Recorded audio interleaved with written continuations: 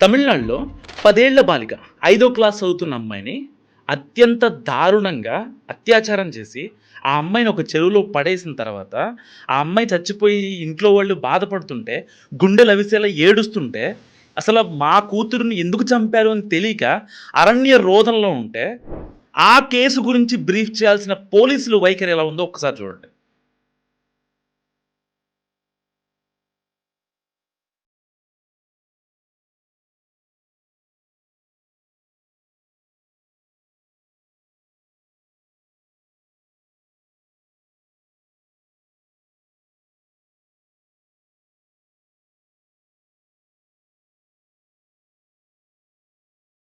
So చూసారు కదా వాళ్ళ బిహేవియర్ ఎలా ఉందో.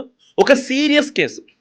తమిళనాడులో 10వ తరగతి చదువుతున్న ఒక అమ్మాయి కోయంబత్తూరు దగ్గర సూలూరు అనే ప్రాంతంలో ఆ అమ్మాయి ఏదో ఒక థింగ్ కొనుక్కోవడానికి ఇంటి దగ్గర ఉన్నటువంటి షాప్కి వెళ్ళింది. వెయిట్ చేసింది వాళ్ళ అమ్మ ఇంకా రాలేదు. ఏంటా అని చూస్తే అక్కడ షాప్ దగ్గరికి వెళ్తే ఆ అమ్మాయి లేదు.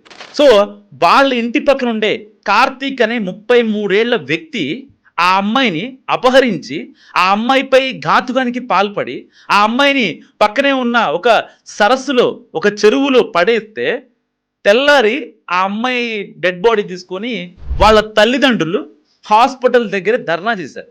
మా కూతుర్ని కనుక ఆ డెడ్ బాడీని అంత్యక్రియలు చేస్తే మీరు ఎట్టి పరిస్థితిలో మాకు న్యాయం చేయరు, అందుకనే మా కూతురికి న్యాయం జరిగిన తర్వాత మాత్రమే అంత్యక్రియలు చేస్తామని పట్టుకొని కూర్చున్నారు.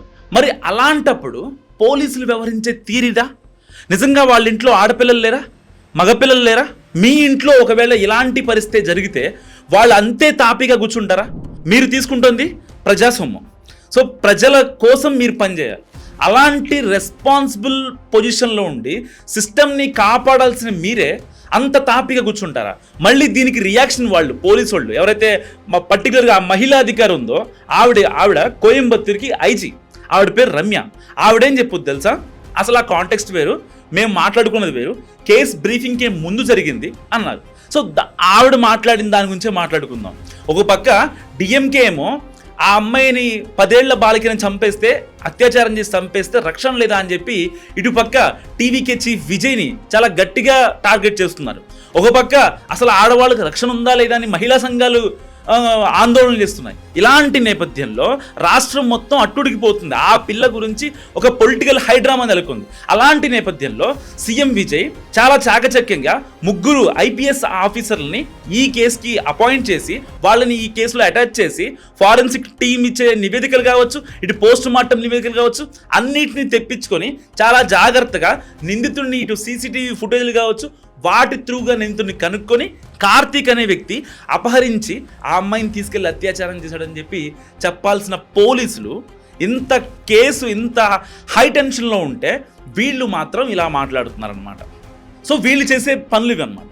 కానీ ఇక్కడ పాయింట్ ఏంటంటే, సిస్టమ్ని కాపాడాల్సినటువంటి కలెక్టర్లు కావచ్చు, లేకపోతే పోలీస్ ఆఫీసర్స్ కావచ్చు, వీళ్ళే ఒక సీరియస్ కేసు గురించి ఇంతలా నవ్వుకోవడం, వేళాకోళం చేసుకుంటే ప్రజల్లో మమ్మల్ని కాపాడతారు అనే భరోసా ఉంటుందా? ఒక ఆడపిల్లని, 10 ఏళ్ల బాలికని, అన్యం పుణ్యం ఎరుగని ఆ అమ్మాయిని అత్యాచారం చేసి, అసలు చాలా దారుణంగా ఆ అమ్మాయిపై ఒక మృగంలాగా ప్రవర్తించిన వాడిని పక్కన పెట్టుకొని మీరు మాట్లాడే మాటలు, గోళ్ళు గిల్లుకోవడం, మాట్లాడుకోవడం, అరుసుకోవడం, ఇలాంటివి చేసేది. సమాజానికి ఏం మెసేజ్ ఇద్దాం అనుకుంటున్నారు?